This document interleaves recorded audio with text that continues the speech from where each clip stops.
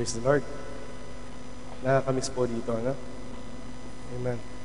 No, last Sunday, last minute, ako po ang naging speaker nila sa Pilipinas. Kaya within 2 hours kailangan ko mag-prepare. And from San Fernando to Angeles City, imagine. Magta-travel pa po kami. At yan po yung ating vision. Amen. Vision yan ng within 5 years or 2020, ano po, who knows, within 2.5 years yan po ay makikita po natin. Amen. Kasi kung wala tayong vision, wala pong pupuntahan ng church nito. And we are blessed at magkakaisa po ang bawat isa na maging ma-fulfill po natin yung vision ng hinaharap po natin. Amen. Are you blessed, church? Amen. Kumusta po kayo? Mabuti po. Amen. Nakaka-bless po, no? At sa loob po ng 2 or 3 weeks namin pong magbabakasyon, marami po kami mga na-meet ng mga tao, marami kaming mga na-experience na hindi pang karaniwan, ano po, but I praise God, dinako tayo dito at tayo po ay magpatuloy na maglingkod sa Kanya. Amen. Palakpakan po natin, Panginoon. Meron pa po tayo mga ilang oras. Let's open our Bible. May I request the congregation to please stand. Open our Bible in the book of Matthew, chapter number 26. Very common po ito. Ito pong ating pong pag-aaralan ngayon. It will take only maybe 30 to 45 minutes. Let's just open our Bible in the book of Matthew, chapter number 26, verse number 72. Kung nandun na po lahat, ang sabi po dito sa ating text, at dito ko po kinuha yung ating title, at muling kumailang may sumpa, hindi ko nakikilala ang tao. Amen. Maybe, hindi natin naintindihan kung ano yung statement na yan, but after hearing this message, ma-realize natin na tayo palang mga tao, mahilig tayong mag-deny. Amen. Don't tell a lie. Huwag kang mag-deny. Amen. Nawa po, after hearing this message, tayo po ay babaguhin ng Diyos. Amen. Tayo po ay magpuri at sumamba sa ating Panginoon sa panalangin. Praise the Lord Jesus. Let's worship the Lord in spirit and in truth. Purihin ka, Panginoon. Dakila ka. Ikaw ang Diyos ni Abraham, ni Isaac, and Jacob. Ang Diyos namin na hindi nababago. Ang Diyos noon, ngayon, magpakailanman. Lord, another powerful worship service, Panginoon, Lord God, Jesus. Na ituturo mo po sa amin sa mga oras na ito. Ikaw ang aming dakilang guro.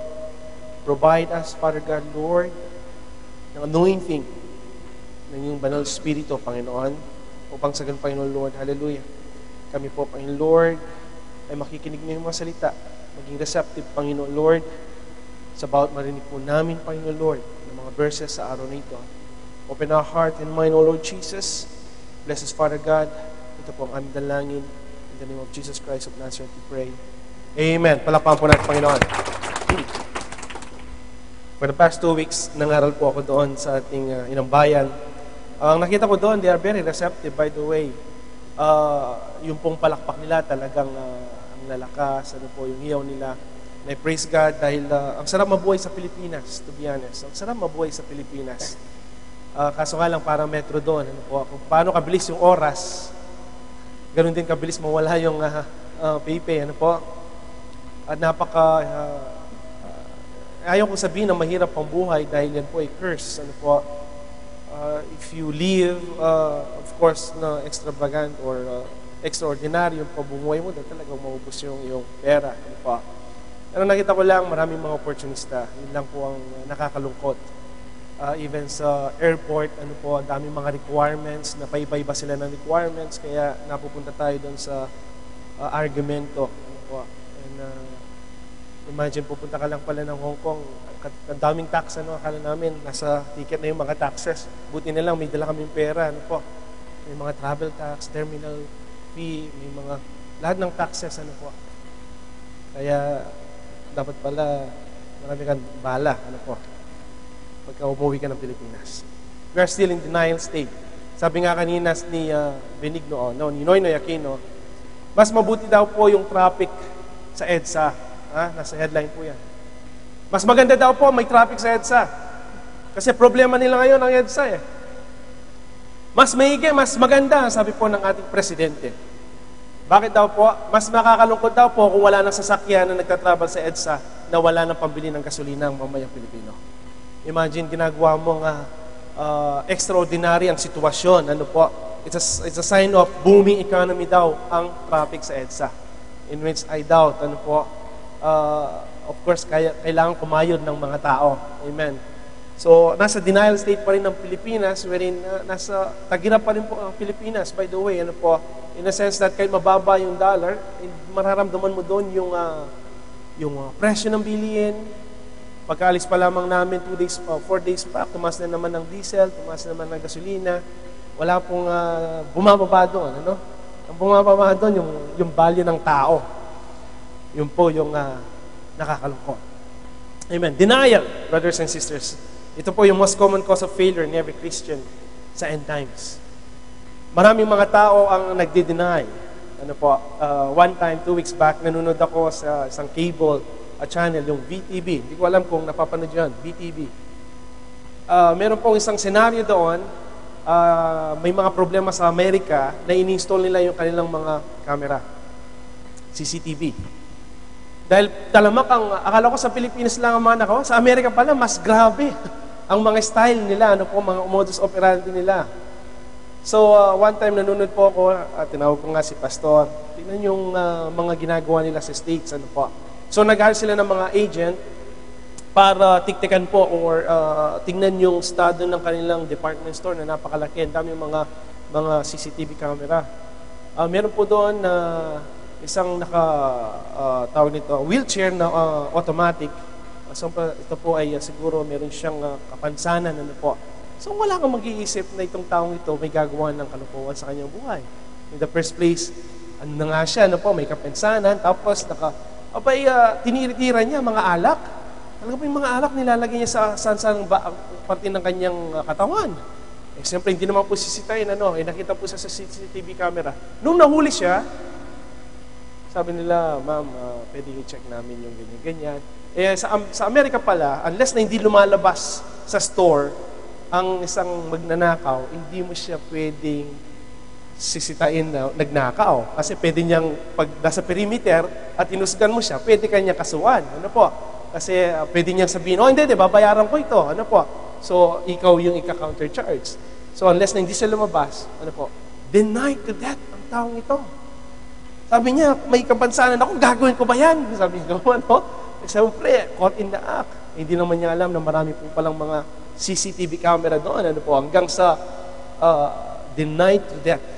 Ano po? Yung kanya pong mga words na sumusumpa pa siya, nag-curse siya, para makonvince na hindi siya gumawa ng ganyang mga bagay, hindi po siya nanalo.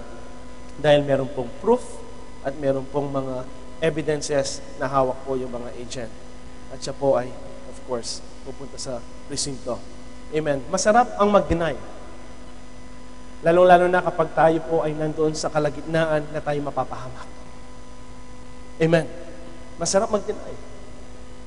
But there's something in this story na kailangan po nating malaman na sometimes tayo mismo hindi natin namamalayan na tayo po ay dinideny natin si Jesus Christ bilang ating Diyos na makapangyarihan.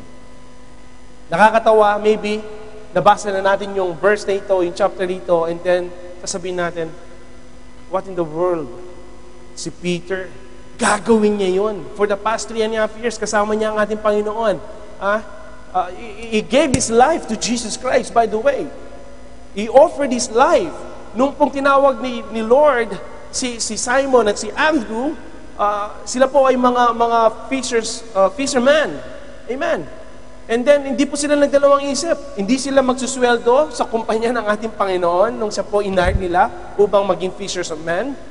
Iniwan nila ang kanilang mga mahal sa buhay para lang sa ating Panginoon. For 3.5 years, si Peter, brothers and sisters, siya po ay nakita niya yung mga wonders and miracles ng ating Panginoon. He was able to walk in the water within the span of 3.5 years. Out of 12 apostles, si Peter lang na nabanggit sa Bible ang nakalakad sa tubig. That's against gravity, that's against science, brothers and sisters, but meron po siyang ginawa ng extraordinary para kay Lord. Amen. Kaya ang sabi po sa book of Matthew, chapter number 26, verse 32 to 35, datapwat sumagot si Pedro at sinabi sa kanya, kung ang lahat ay magdaramdam sa iyo, ako kailanmay hindi magdaramdam. If anyone will be offended, sabi niya kay Lord, sa iyo, hindi ako ma-offend. Sinabi sa kanya ni Jesus, katotohanan ang sinasabi ko sa iyo, na sa gabing ito, bago tumilawok ang manok, ay ikakaila mo akong makaidlo. So, ang Panginoon, He is the author and finisher of our faith. Amen. This is a bold statement, brothers and sisters. Ang sabi po ni Peter, Lord, kahit sinong manakit sa iyo, Lord, magpapakamatay ako para sa iyo. With a bold statement. Amen. Maybe, brothers and sisters, somehow sa ating mga buhay, meron tayong mga promises na binitawan kay Lord. Amen. Lord, basta Lord, bigyan mo ako ng magandang buhay. Lord, bigyan mo ako ng magandang trabaho. Lord, ibibigay ko lahat sa iyo ang oras ko. Diba? Marami tayong mga statements na binitawan. Maybe nung December 31, bago mag-New Year, marami kayong mga resolutions. Marami kayong gustong mga i-transform sa ating mga buhay. Hindi pa natatapos ang January 1, balik ka pa rin sa dati. Amen. Malakas yung ating pong spirit or power, ano po na magsalita. But at the end of the day, may mga bagay na mas agit na alam ni Lord. Kaya po, watch your mouth. Watch your mouth. Amen. Amen. Kaya po yung mga pinangako natin sa church, brothers and sisters, dapat po yan ay lagi natin sariwain. Nakakalungkot nga, 2 or 3 days back, may pastor tayo dito sa Great Commission sa Pilipinas. At nakita ko dati, Bible ang kanyang hawak. Ngayon, red horse ang hawak niya. Nakakalungkot. Nakakalungkot. Nakakalungkot. Walang naging saysay for the past 12, 13 years. Mauwi ka lang pala sa red horse. Nakakalungkot ano po. Pero again, brothers and sisters, tignan po natin. Tignan natin si Peter kung paano po siya nag-respond kay Lord. Sabi niya, Lord, kung ano man, sino man ang magdaramdam sa iyo, ako kailanman, hindi magdaramdam. Sinabi sa kanya ng Panginoon, katotohanan ang sinasabi ko sa iyo. Nasa dinner po sila. Nagkakausap. Hindi naman sila siguro umiinom si Pedro, no? Hindi siguro siya lasing nung sinabi niya yan. Ang sabi po ng Panginoon, sa gabing ito, bago tumilawak ang manok, ay ikakaila mo akong makaidlo. Next slide, in verse 35. Sinabi sa kanya, Pedro, kayma't ako ay mamamatay na kasama mo, at hindi kita ikakaila. Gayon din ang sinabi ng lahat ng mga alagad. By the way, akala natin, nung sinabi ni Pedro na, Lord, kayma't ako'y mamamatay na kasama mo, ay hindi kita ikakaila. Hindi lang po si Pedro ang nag-amen. Sina Andres, sina Bartolome, ano po, ano din, Lord, yes, Lord. Hindi namin kayo kakaila. See? Pag minsan, iniisip natin, si Pedro lahat ang may sala. Pero si Pedro, brothers and sisters, sinabi niya, Lord, kailanman hindi ako bibitaw. Lord, mamamatay ako na kasama mo at hindi kita ikakaila. And all the 11 disciples or apostles na nandun, ay wala na pala si Judas na nun, po. 10. Sila po'y nag-agree, yes Lord, hindi ka namin iiwan, magpapakamatay kami para sa iyo. Amen. Hindi lang po si Pedro ang nagsabi niyan, kundi lahat po ng mga kasama ng ating Panginoon. There was a strong conviction about Peter.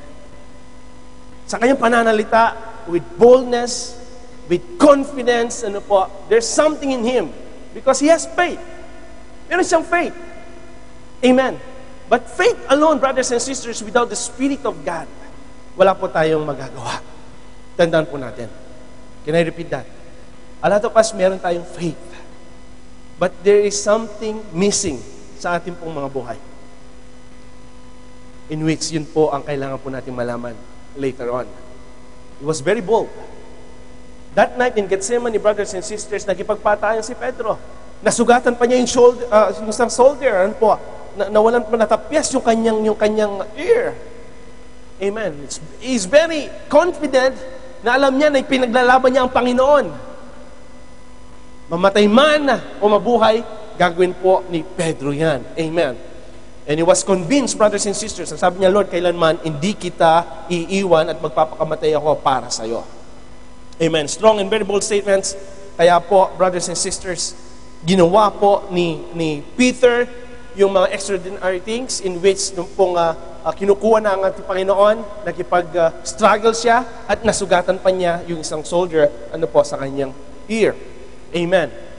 And I think konbinsido tayo na mamatay man o anuman po ang bagay-bagay, si Pedro gagawin niya lahat para sa ating Panginoon. Amen. Let's see.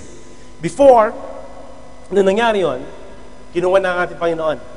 At ang ating Panginoon ay napunta siya sa courtyard. Amen. Siya po ay pinatawag at siya ay inaccuse na ng isang krimen. Amen. Now, cross-examine po natin, brothers and sisters, during the trial ng ating Panginoon, yung 10 disciples, wala sila. Si Peter lang ang nandoon. Kaya give credits kay Peter. The fact na dinenay niya ang ating Panginoon, but still, nandun pa rin siya, hindi niya iniwan ang ating Panginoon. Physically, amen, nandun pa rin po siya nanunood. Kaya sa Bible, in Matthew chapter 26, verse 69 to 75, nasa trial na po ang Panginoon. Nakaupo nga si Pedro sa labas ng looban at lumapit sa kanya ang isang alilang babae. Nung binabasa ko ito, brothers and sisters, alilang babae pa yung nakakita kay Pedro. Meaning, maid, damsel, maliit na tao. Meaning, nagtatrabaho sa bahay. Alila, Kaya tandaan mo mga magulang kapatid, kapag ikaw ay nakipag-commit kay Lord Jesus, tandaan mo, even the small people, tinitingnan ang buhay mo. Binabantayan ang buhay mo. Tinitingnan kung ano ang nangyayari sa buhay mo. Kaya nga kapag nakipag-commit ka kay Lord, na dati kang bungangera o bungangero, and then, nakipag-commit ka kay Lord, pareho pa rin ang buhay mo, wala pong maniniwala sa'yo. Tandaan mo yan. Kaya kapag nakipag-commit ka kay Lord, babaguhin po natin ang ating mga buhay. Every day, bubuhatin natin ang krus na kasama ang ating Panginoon. Amen. And that's the truth, mga magulang kapatid. Tignan ninyo, hindi po na-mention dito na may lumapit sa kanya ng isang babae. So, isang palaisipan sa atin, babae, medyo siguro, matanda, bata, Pero in-emphasize ni Matthew, alilang babae. Meaning, small, or type of people na nabanggit na ito po ay isang alila na nagsasabi, ikaw man ay kasama ng taga-Galileang si Jesus. Nakita niya si Peter. Ang sabi niya, ikaw ay kasama ni Jesus dahil ikaw ay taga-Galilea. Tignan natin ang response ni Peter. Ang sabi po niya sa verse 70, datapwat siya'y kumaila sa harap nilang lahat na sinasabi, hindi ko nalalaman ang sinasabi mo. Imagine, isang alila na babae, hindi siya pulis, hindi siya Romano, hindi siya part ng gobyerno, brothers and sisters. Pwede niyang sabihin, yes. Pero nakita natin dito ang weakness ni Peter. Ang sabi niya, hindi ko nakikilala ang sinasabi mo. Hindi ko nalalaman ang sinasabi mo. Imagine, siguro po ang layo ng ating Panginoon ay about 10 to 15 meters lang. So ang Panginoon, abang siya'y sinasampal, dinuduraan, nakikinig siya. At tinitignan niya si Pedro. Anong sinabi? Hoy! Sabi ng alilang babae, itong lalaki ito kasama niya. Dahil ito'y taga-Galilea. Tapos narinig po ng Panginoon. Anong sinabi niya? Hindi ko nalalaman ang sinasabi mo. Nai-deny niya ang Panginoon. Imagine for 3.5 years, kasama mong kumakain, kasama mong natutulog, kasama mong nagmi-ministry, kasama mo siya nakakita ng mga wonders and miracles. Nung nasa dagat, ang Panginoon, nakita niya, lumakad siya sa dagat with Jesus Christ, lahat, name it. In 2 seconds, dininay niya ang Panginoon. He has intimate relationship kay Lord. He was called, upon this rock, I will build my church. Only Peter told Jesus Christ that you are the Son of God. You are the Christ, the Son of the living God. And then, nung tinanong siya, nakasama siya, ang sabi niya, hindi ko nakikilala yang si Jesus. Parang, siguro anong mapipil ni Lord?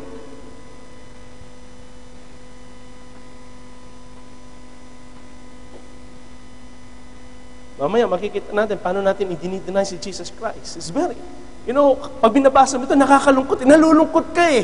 Nasasaktan ka para kay Jesus eh. Pero si Peter, brothers and sisters, nung siya po'y nakisan, he denied Jesus Christ. And sabi niya, hindi ko siya nakikilala.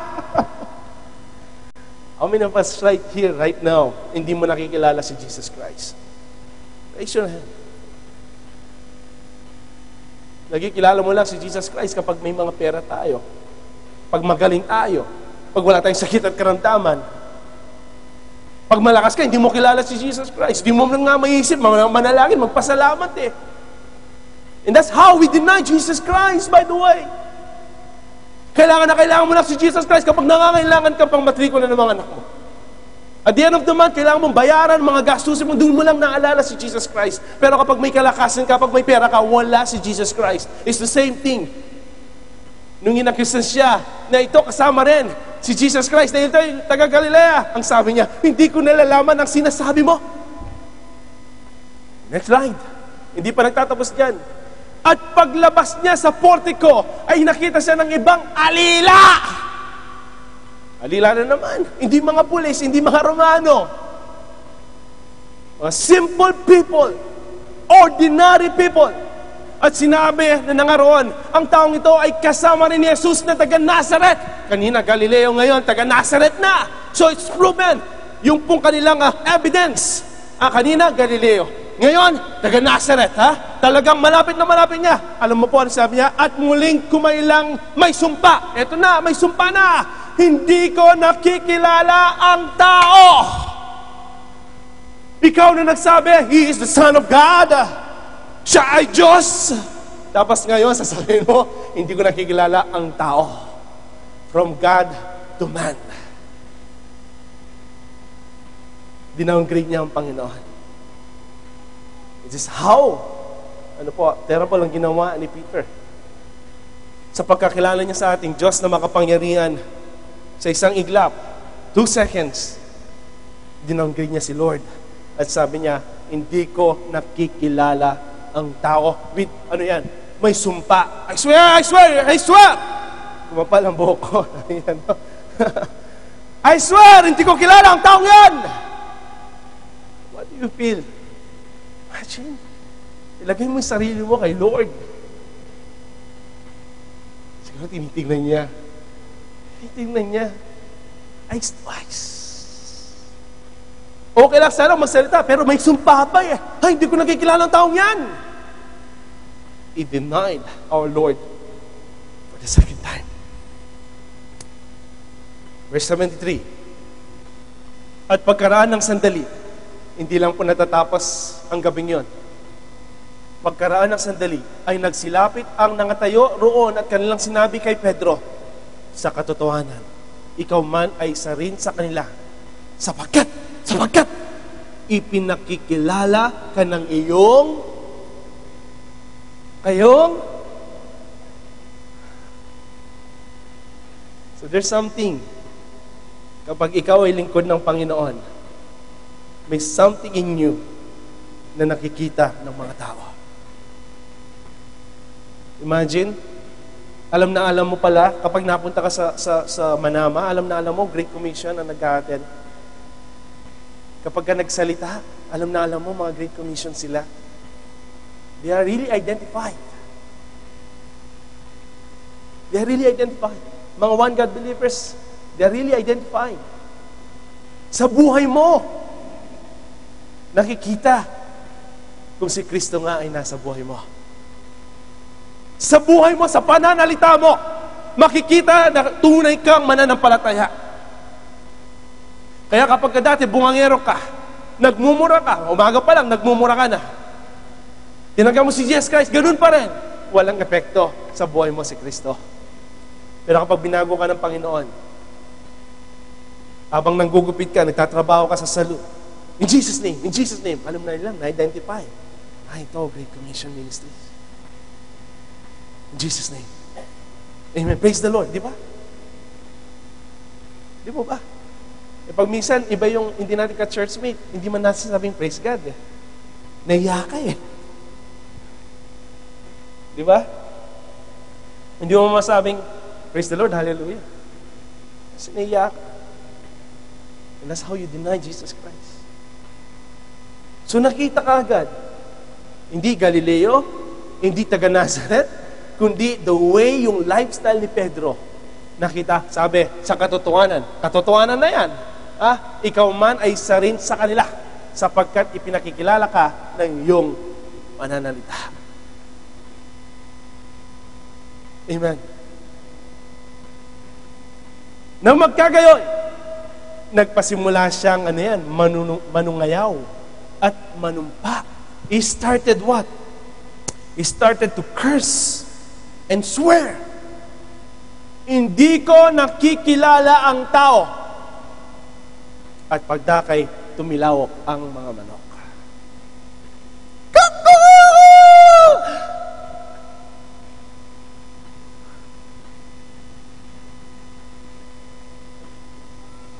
Imagine, si Pedro nakasama niya ang Panginoon. Pero ilang pagkakataon na binigyan siya ng chances. Not one, not twice. On the third time, brothers and sisters, still, nasaan yung pinangako niya na nag-swear pa siya, Lord, mamatay kung mamatay. Maglilingkod ako sa iyo. Nakakalungkot nga, no? Sa Pilipinas pala, ang mga workers doon ay nagsasweldo. Hindi lang sa ating church, sa ibang mga churches. Parang pang-engganyo. Parang pang-kiliti. Nawawala na yung tunay na pagsamba. Nawawala na yung tunay na paglilingkod. Sa pagkaalam ko, ang sabi po ni Solomon, na wala pa siyang nakitang ng limos na lingkod ng Diyos.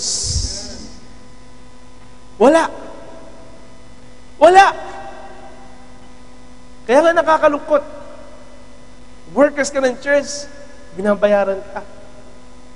Kapag walang pambayad ang church sa'yo, nagtatampo ka. So sinusukat mo pala ang paglilingkod mo sa Diyos. Sabi ko ay, praise God. Sa Great Commission, walang sweldo doon sa bari. Ang paglilingkod tunay. Praise and worship man yan. Except of course, si Barak. Hindi po kasama si Barak. Baka iniisip nyo dahil siya po yung naglilinis sa atin.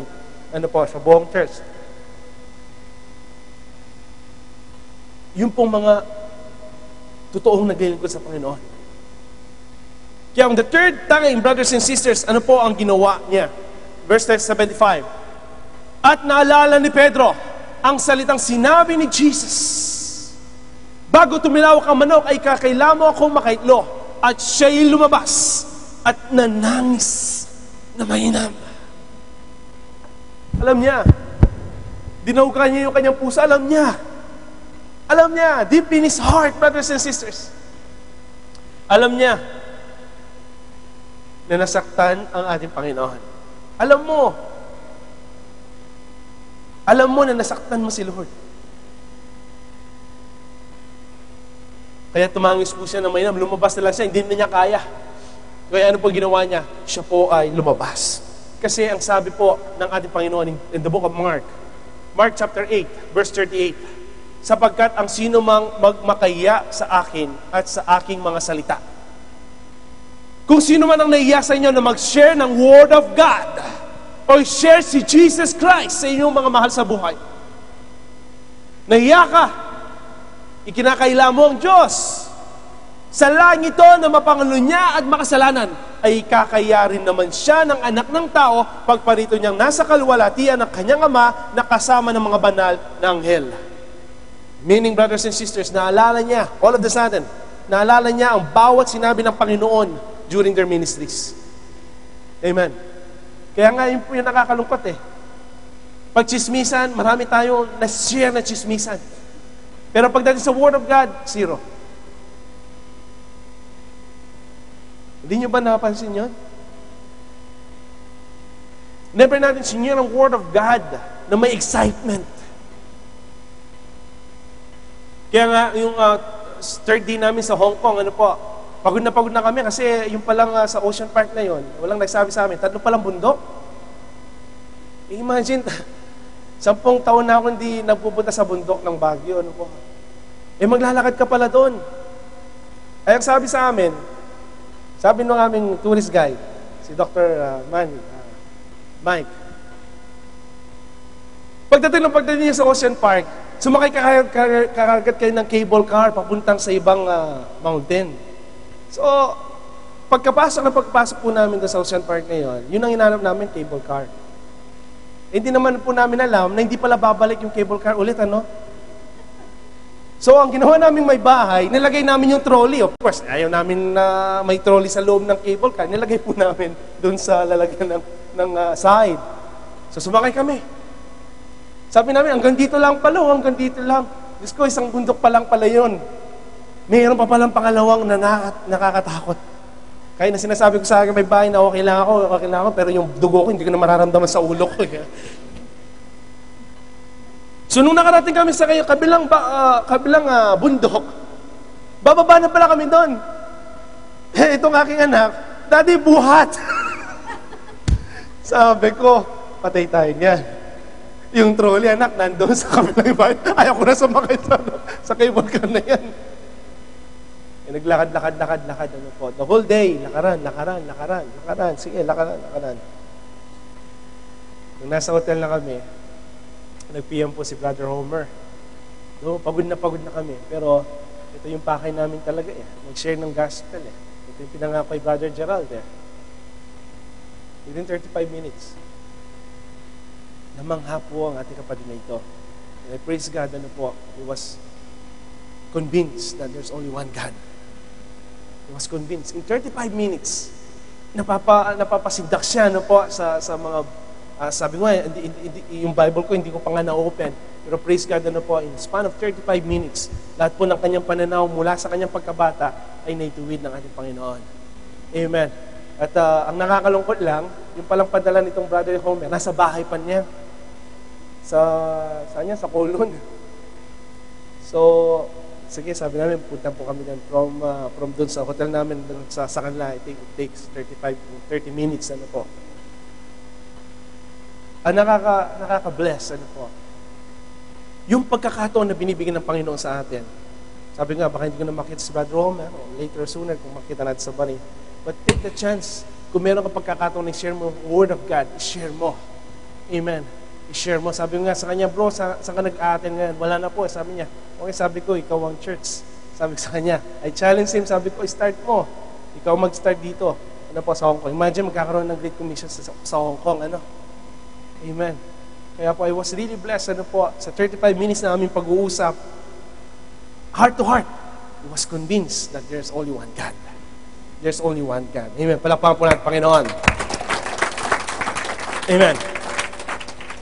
Long time, nung bago po ipagkaila ni Pedro ang ating Panginoon, in the book of Luke chapter 22, ganito po ang sinabi, Simon, nakakapagtaka, hindi nyo ba napansin, kapag tinatawag ng Panginoon ang kanyang mga lingkod twice, Abraham, Isaac, Jacob, Samuel, Simon. Kasi yata yung mga lalaki mayroong problema sa hearing, Buti ba yung mga babae, minsan lang.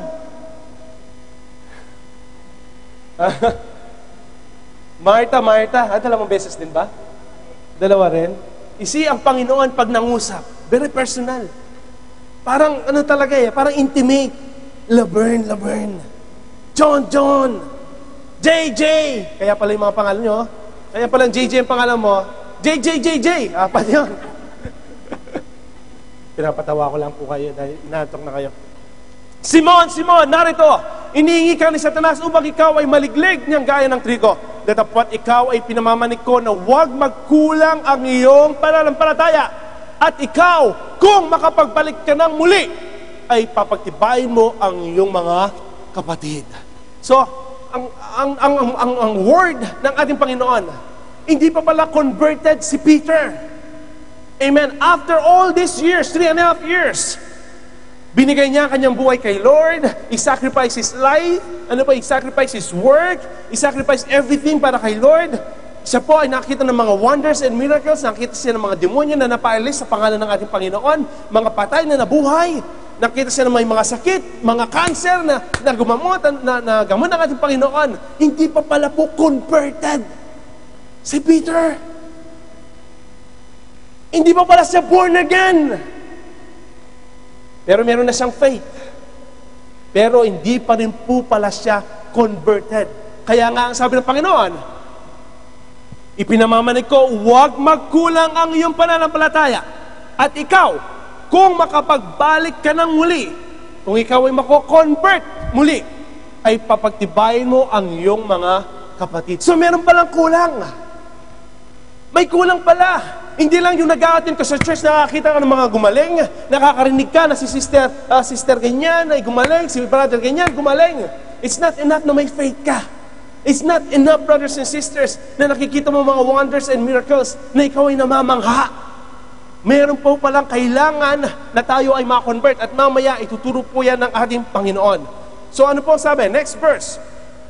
At sinabi niya sa kanya, Panginoon, nakatalaga akong sumama sa iyo sa bilangguan at sa kamatayan. At kanyang sinasabi sa iyo, Pedro, na hindi titilaok ngayon ang manok hanggang sa ikay lamang makaitlo na ako hindi mo nakikilala.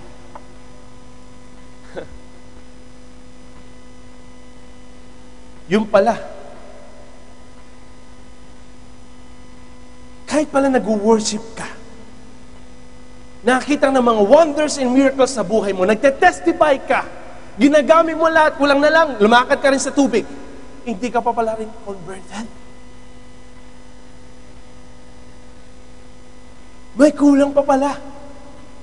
Amen.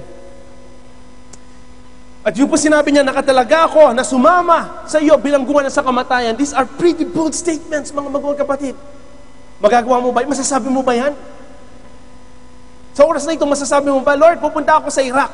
Lord, magsishare ako ng Word of God doon, Lord. Mamatay kung mamatay. Masasabi mo ba yun? O masasabi mo, punta ka ng China, Lord. Magmi-mission ako doon, Lord, kahit mamatay ako. Magagawa mo ba yun? Sinabi po ni Pedro yan. Pero nung dumating, yung pagkakataon,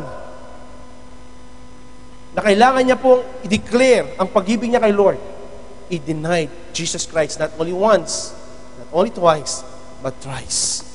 Amen. At yan po ang tao. Now, how can we deny Christ nowadays?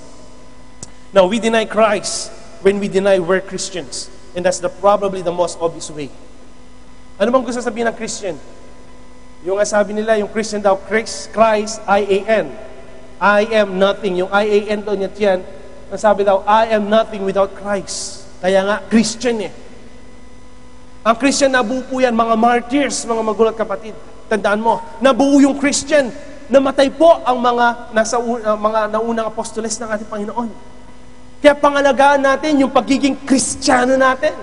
Dahil yung pagkakristyano natin, maraming dugo ang nagsakripisyo para kay Lord. Amen. Pag minsan, born again ako. Naalala ko nga yung kaibigan ni Kuya Marvin. Kumakain kami sa San Fernando, no? Ano ng pangalan nun? Jerry's Grill. Graduate pala yun ng aircraft. Mechanic. Kumakain kami doon. Nagsiserve siya. Oh, Brother Marvin! Oh! Ganun, ano po. Uy, nangangailangan kami sa camp ko, sabi ni Kuya Marvin. Ay, ganun ba? Oo, kumusta ka na? Born again ka? Ay, born again din ako! Tapos nagmura. Born again ka rin pala, sabi niya. So, ginawa niyang access, ano po, kung born again ako, tutulungan ako ni Brother Marvin mapunta sa camp. Natulungan mo yun, bro, no? Nasa camp ko na, no? Ngayon, nasaan? Nandun pa rin. Born again? Born again. Pag minsan, lakas ng loob natin magsabing tayo Kristiyano. But again, brothers and sisters, ang pagiging Kristiyano, nasa puso yan. Nasa isip, nasa puso, at nasa pananalita mo, at nasa gawa. We deny Christ when we choose to follow the crowd instead of following Jesus. Ilang beses yan? Ito yung uso, makikiuso ka. And that's it. Dinideny natin ng Panginoon. We deny Christ when we choose convenient disobedience over inconvenient obedience. Ano yan? Pag minsan, basta ma-please lang natin yung mga tao, para lang ma-please natin yung mga tao, mag-hire tayo ng artista upang siya magsalita in behalf para mas powerful ang Word of God. Imagine. Ito yung mga ways na ginagawa ng mga tao. I still remember si Gina Alahar and yung asawa niya, si Michael de Mesa, when they accepted Jesus Christ as their Lord and Savior, brothers and sisters, all over the Philippines, in-invite sila ng mga churches, kumakain sila sa mga restaurant, magsasalita lang, habang kumakain, magsasalita lang, pinupuri sila. Ngayon, anong nangyari sa kanilang marriage life? Wala. See, we deny Christ when we choose convenient disobedience over inconvenient obedience. Hindi po yan tinawag ang ating Panginoon during that time. Ginamit niya sina Pedro, mga hindi nag-aral, para ipangaral ang Ebanghelyo, para ipahiya yung matatalino.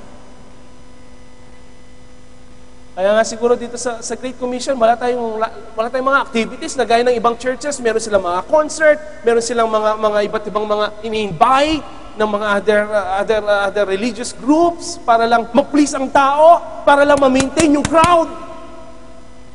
Hindi ginawa ni na Pedro yan. Hindi sila nag-hire ng restaurant o ng hotel para lang i-please ang tao. Pero nangyayari ngayon yan, brothers and sisters. We deny Christ when we turn down the opportunity to speak up for Christ in the scriptures when given the chance. May chance ka na nga, nakausapin mo yung nanay at tatay mo about the Word of God, but you deny. Bakit? Because of fear. Because of fear. And we deny Christ when we say that we know better than He does any given area of life. Pag minsan pinanguna natin ang Panginoon sa ating mga buhay, na Lord, ito yung nag-fit sa akin. Kahit hindi yan ang kalooban ng Panginoon, pinuforce mo na yan ang kalooban ng Panginoon, and you deny the love of Jesus Christ. And ito, kahit magalit kayo, hindi, we deny Christ when we refuse to forgive as Christ forgave us. Pag nagkamali yung ating kapatid, lagi natin dinita, mali ka, hindi natin binibigyan ng chance. Kaya nga kanina nakakalungkot, nasan si Sik? Banti ka na. Nadiye ako. Bakit? Nagaway kami ni Love lang.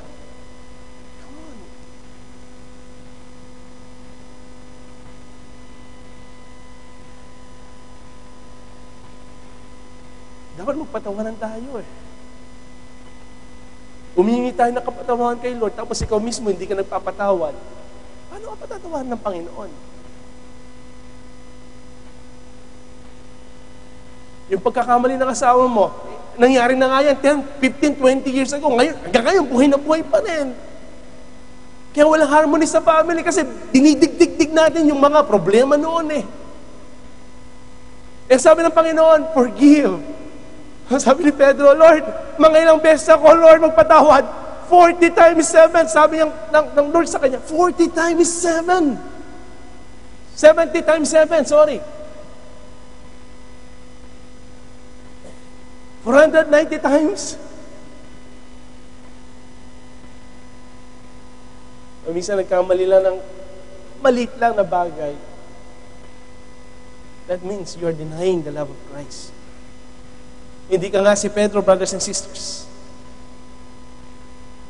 When you hold on to bitterness and unforgiveness, you're disobeying Jesus' command to forgive. And the basic idea is that we deny Christ anytime we put ourselves and our agenda ahead of Him and His agenda. We may not be Peter, but we can, and in many cases, have denied Jesus Christ. Tinatawanan natin si Pedro, dininay niya si Lord for 3 times.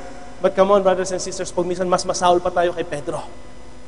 Dinideny natin yung time natin para kay Lord, binibigay pa natin yung time natin para sa sarili natin. And that means you are denying the love of Jesus. Magalit ka man o hindi, that's true. Pag minsan binibigyan pa natin ng halaga yung ating buhay.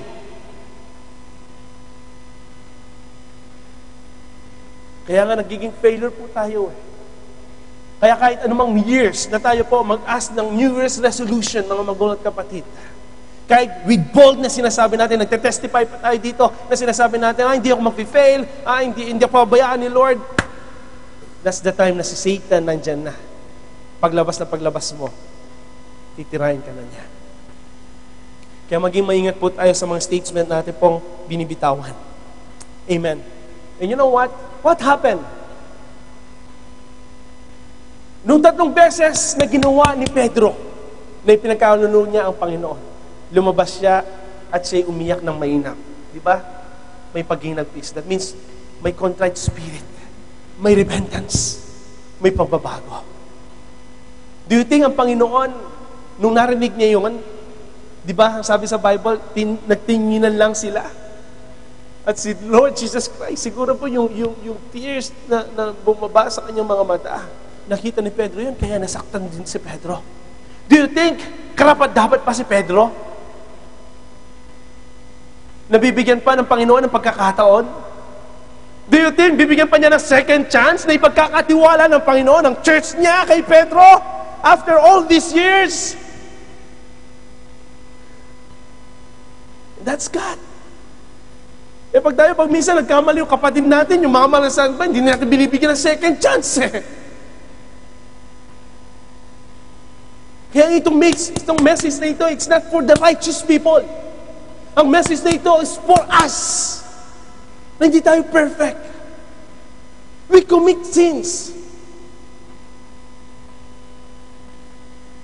But we have repentance. Hindi tayo natutulog sa kasalanan, by the way, church. Hindi natin tinutulugan ng kasalanan. Do you think bibigyan pa siya ng chance ng Lord? Do you think, kung sinabi ng Panginoon, magpatawad ka 70 times 7, and then nung nagkasala nga, dininay siya ni Lord, harap-harapan, 3 times. Tingnan natin, after the resurrection, kung pinagkatiwala pa siya ng ating Panginoon. Let's open our Bible in the book of John 21. Verse 14 to 17. Namatay na ang Panginoon sa krus ng Kalbaryo. On the 3rd day, siya po ngayon ay nabuhay na maguli. Ito ay ang ikatlong pagpapakita ni Jesus sa mga alagad pagkatapos na siya'y magbangon sa mga patay. Tignan natin. Verse 15. Kaya't nang magkapagpawing gutom sila, ay sinabi ni Jesus kay Simon Pedro, Simon Pedro, ikaw, wala kang utang na loob. Ikaw, Simon Pedro, 3 beses mo akong pinagkanulo. Wala kang puso, wala kang damdamin, hindi ka naawa sa akin. Ganyan ba ang Panginoon? Ha? No. Ano ang sinabi ni Jesus kay Simon Pedro? Simon, anak ni Juan, inimig mo ba ako ng higit kaysa mga ito? Imagine, tinanong pa ng Panginoon. Alam na ng Lord na pinagkanulo siya ni Pedro. Pero first question, nung nakita sila muli, abang kumakain, Simon, anak ni Juan, iniibig mo ba ako na higit kaysa mga ito? Sinabi niya sa kanya, oo, Panginoon, nalalaman mo na kita'y iniibig. Sinabi niya sa kanya, pakanin mo ang aking mga kordero. Nasaan na yung ginawa ni Pedro? 3 days ago. Pinatawad na niya. Nung tinanong siya ng Panginoon, first time, inibig mo ba ako higit sa kanila, Pedro? Oo, Lord, nalalaman mo na ako'y nakita'y iniibig. Ang sabi ng Panginoon, pakanin mo ang aking kordero. 3 times na pinagkanulo ni Pedro. Pero ginawa pa ng Panginoon. Pedro, hindi na ikaw, si Andres na lang. O kaya si Bartolomeo na lang. O kaya si Felipe na lang. Subok na kita, Pedro eh. Kilala na kita eh. Pero ang Panginoon, hindi siya nagtanim. First, tinanong niya, inibig mo ba ako? Lord, alam mo yan, inibig kita. Pakanin mo ang aking kordero. Next verse, verse 16. Sinabi niya sa kanyang muli sa ikalawa. Sigurista si Lord, no? Simon, anak ni Juan, inibig mo ba ako? Pero walang sinabi na inibig mo ba ako? Kasi nung sinabing inibig mo ako noon, pinagkanulo mo ako eh. Hindi. He reminded him again. Siguro yung pag eye to eye ni Lord. Pedro, inibig mo ba ako? Sinabi niya sa kanya, Panginoon, nalalaman mo na kita inibig eh. Ang kulit mo eh. Lord, pangalawang beses na yan. Sinabi niya sa kanya, kanina, pakainin mo ang aking mga kordero. Ngayon naman, alagaan mo ang aking mga tupa. Okay na sana yan eh. Okay na sana eh. Pangalawa, okay na. Next verse. Sinabi niya sa kanya sa ikatlong pagkakataon, Simon, anak ni Juan, inibig mo ba ako? Nalumpay si Pedro sapagkat sa kanya sinabing makaitlo. Inibig mo ba ako? Sinabi ng Panginoon ulit for the second time. Third time.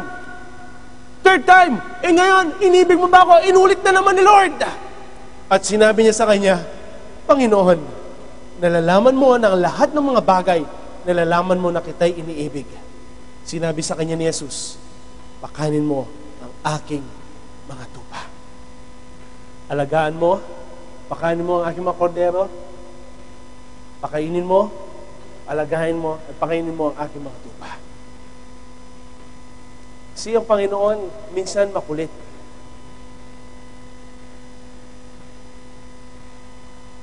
Paulit-ulit. Dahil gusto ng Panginoon na sigurado ang sagot mo sa Kanya. Pag pumupunta ka sa church, paulit-ulit yung message. Narinig ko na yan, ganun na naman. Inuulit. Why? Dahil gusto ng Panginoon na sigurado ka na mahal mo siya. Yes, we commit failures. Or we commit sins. And we failed last 2012. But today, brothers and sisters, gawin natin tama. Kung may mga commitments tayo kay Lord, do it right. Do it right. Nangungusap ang Panginoon, by the way, brothers and sisters. Nangungusap siya sa atin. Amen.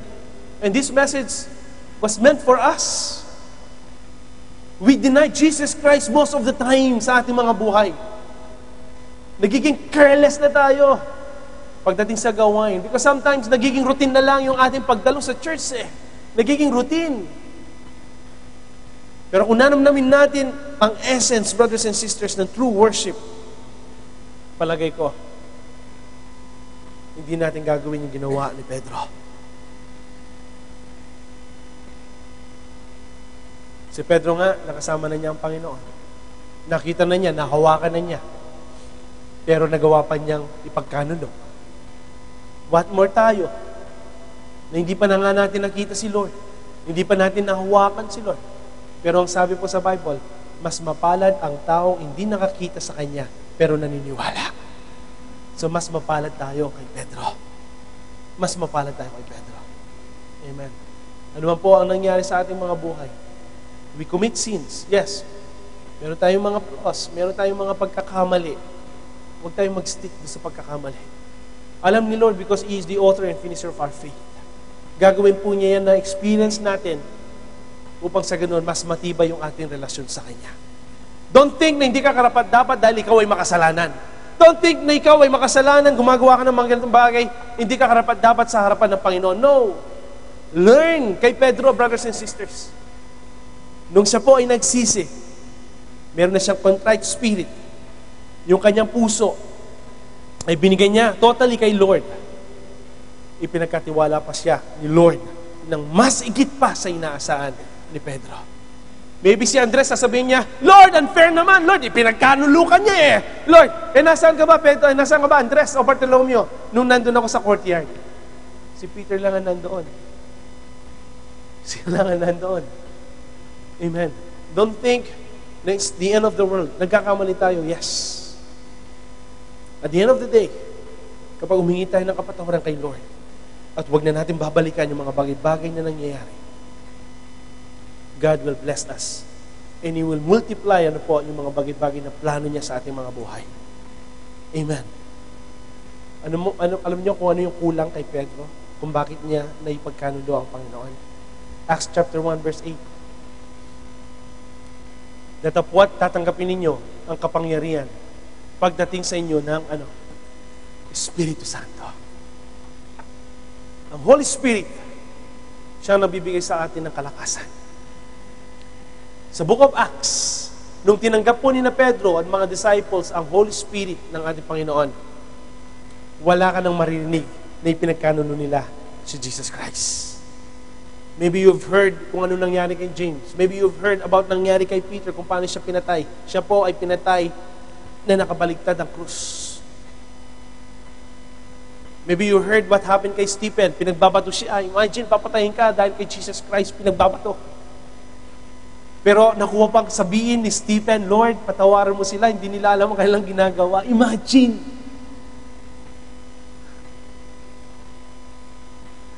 Habang binabato, hindi niya nararamdaman yung sakit ng bato. Nakikita niya si Jesus Christ na naghahabang sa kanya, nakukunin na siya. And that's how God works. Yun ang wala kina Pedro, kaya pinagkanulo nila si Jesus Christ. But come on, you receive the Holy Ghost. You receive the Holy Ghost, church.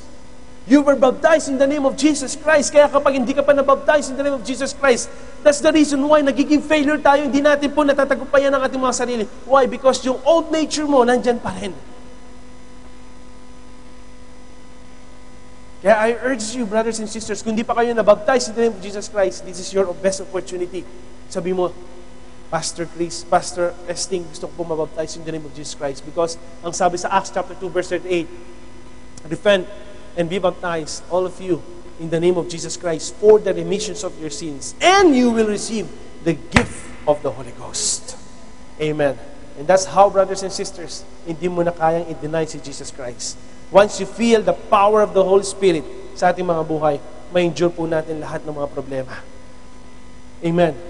Amen po ba? Huwag ka na maglalagay sa wall mo na, Lord, di ba pinangako mo na you will never leave me nor forsake me? He will never leave you nor forsake you.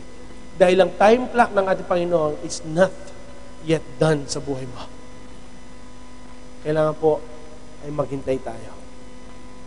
Lagi kong sinasabi, ang paghihintay ang pinakamahirap sa buhay ng Kristiyano. Because the more na ikaw ay naghihintay, yung patience mo nawawala. And that's the time na mag-give up ka. And sinong masaya? Sinong panalo? Si Satan himself. Amen.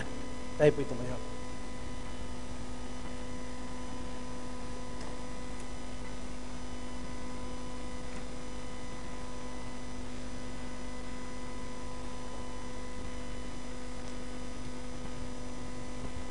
Sino mahilig dito mag-deny? Magtaas ng kamay. Huwag tayo mahiya. Amen. Praise the Lord. Amen. Amen. Amen. You see, nung nag-preach ako sa Pilipinas, ang dami pa palang naninigarilyo sa church. Sabi kasi mga naninigarilyo, nagtaas sila ng kamay. You know, honest hearts, yan ang pinagpapala ng Panginoon. Yung umaamin. Yung umaamin. Hindi nyo nagmamatigas yung ulo o nagmamatigas yung puso. Ang gusto ng Panginoon, yung umaamin tayo sa ating mga pagkakamali. Tandaan mo, learn kay Haring David. Si Haring David, tinawag siya, he is the man after God's own heart. Gumawa siya ng karumalduman na kasalanan sa harap ng Panginoon. Na alam niya na wala nakakaalam. Inasawaan niya yung asawa ng may asawa. Inanakan pa niya. At nung nabuntis yung asawa ni Uriah, ni si Bathsheba, pinapatay niya yung kanyang asawa para free siya. But he is a man after God's own heart. Ang Panginoon, hindi siya nalugod. Pinadala niya si Nathan. Dahil ang taong makasalanan, hindi mo siya pwedeng diktahin. Ang taong nakababad sa kasalanan, kailanman hindi siya makikinig sa'yo. I-deny niya! I-deny niya. Sinong umamin dito na may kabit? Wala!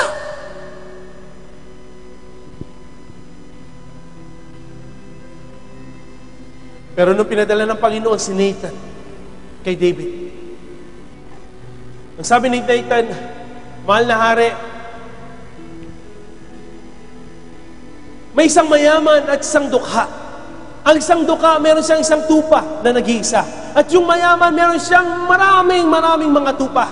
Minsan araw, ang sabi niya, mahal na hari, na may panauhin itong mayaman upang ipaganda niya ang kanyang mga panauhin. Hindi siya nagkatay o pumatay ng kanyang mga tupa.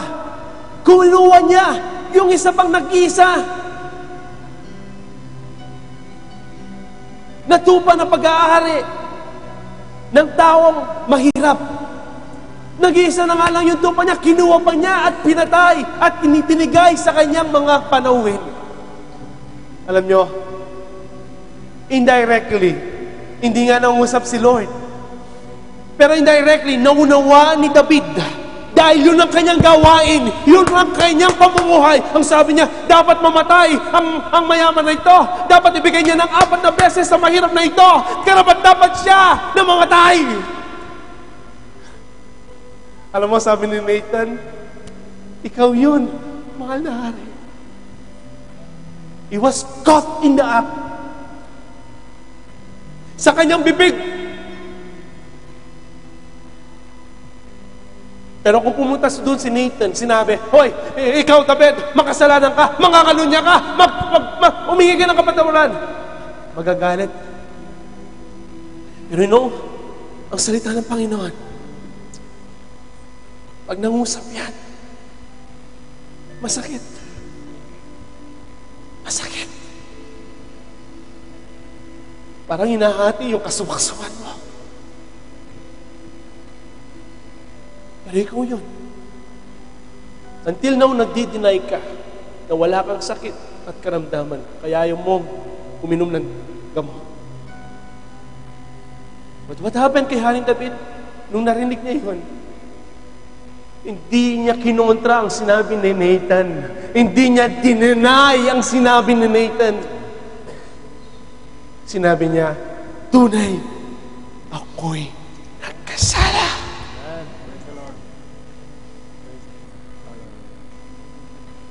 Nung sinabi niya yun, alam mo, bumalik ulit si Nathan. Ang sabi niya, Haring David, narinig ni Lord ang sinabi mo.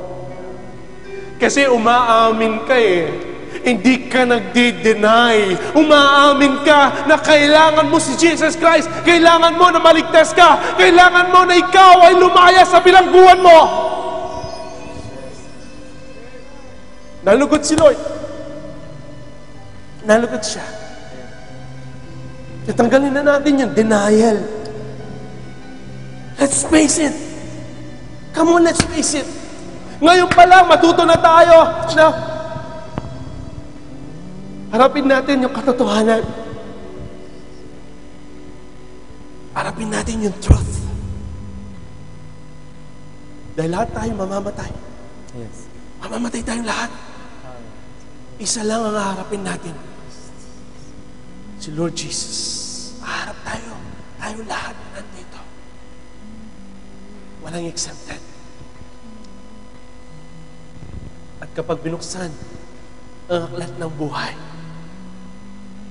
ipapakita sa atin ang ating mga ginawa. Hindi mo na kaya mag-deny. Kung inisip mong walang surveillance camera sa kwarto mo ngayon, makikita mo harap-harapan ang buhay mo. Amen. Nawa ang buhay ni Peter maging alaala po sa atin lahat. Maging alaala sa atin lahat. Let's bow our heads and pray. Heavenly Father, Lord Jesus, we worship you, Lord. We glorify your name. Amen. Dakila ka, Panginoon. Maraming salamat po sa hapon ito. Lord, tanggalin mo po, Panginoon Lord, ang espiritu ng kasinungalingan, ang spirito ng pagdi-deny, Panginoon Lord, sa mga bagay-bagay na aming nagagawa sa aming mga buhay. Cleanse us, O Lord. Give us, O Lord, hallelujah, Jesus, a contrite spirit, O Lord. Bigyan mo kami ng puso na umaamin ng mga pagkakamali. Bigyan mo kami ng buhay na kalugod-lugod, kasiya-siya. Bigyan mo kami, Panginoon Lord, ng buhay na kayo lamang, Panginoon Lord, ang namamayari sa aming Panginoon. Sa aming pananalita, sa aming pagkilos, sa aming gawa, Panginoon Lord, ipakita mo sa aming, Panginoon Lord, na Ikaw ang aming Diyos na sinasamba. Ikaw, Panginoon Lord, hallelujah, ang tunay na dakila. Sinasamba ka namin, pinupuri ka namin, ngayon at magpakailanman. Pagpalain mo ang bawat kapatid na narito, Panginoon Lord, na nakinig na iyong salita. Bless them mightily, O Lord God Jesus. Ano man po, Panginoon Lord, ang mga ministering spirit na narito ngayon, Panginoon Lord, na nangungusap sa bawat isa. We praise you, O Lord God Jesus, for the spirit of conviction, O Lord, sa aming mga buhay. Let your will be done in our lives, O Lord Jesus. Create us a clean heart and renew a right spirit within us, O Lord. Bless us, O God, Lord. Dakila ang araw na ito. Ito po, Panginoon Lord, ay napakahalaga sa inyong harapan. Lord Jesus, iningi rin po namin, Panginoon, ang complete healing, Panginoon, sa anak ko na Brother Jerry, Sister Fe, na si Christine, Panginoon Lord, Ferry, na na-aksidente, Panginoon, na nasa ospital until now, O Lord. Bigyan mo po ng total healing ang batang ito, Panginoon, yes, Lord Jesus. Hallelujah. Ikaw, Panginoon Lord, ang magbigay ng total healing, Panginoon. Maging sa inyong lingkod, Panginoon, kay Pastora, Panginoon Lord Jesus, Pastora Agnes, ang pananakit po, Lord, ng left lower quadrant, Panginoon Lord, ng kanyang abdomen, in the name of Jesus Christ. Ano man pong mga sakit na ito, in the name of Jesus Christ, tunawin mo, Panginoon Lord, Jesus in your name. mighty Hallelujah. name, in your mighty name, Jesus. Jesus, oh God. Lord, kayo din, Panginoon Lord, ay pong lingkod ang aming mahal na pastor, Lord. Anytime, oh Lord, this month, oh Lord, siya po, Panginoon Lord, may ka-undergone, Panginoon, ng major operation, Lord, sa kanya pong right knee, oh Lord. Lord Jesus, let your will be done. Ikaw, Panginoon Lord, ang magbigay ng wisdom sa aming kalagitnaan, Panginoon Lord. Lord, ang iyong pangako, Panginoon Lord, hallelujah, ang pinangahawakan namin, Panginoon Lord, kahit hindi mo kami iwan, ipababayaan, mahal, Lord Jesus. Ikaw, Panginoon Lord, ang maghari ngayon at magpakilan sa aming mga buhay. We praise you, Lord. We glorify your name. In Jesus' name we pray. Amen. Amen. Praise the Lord.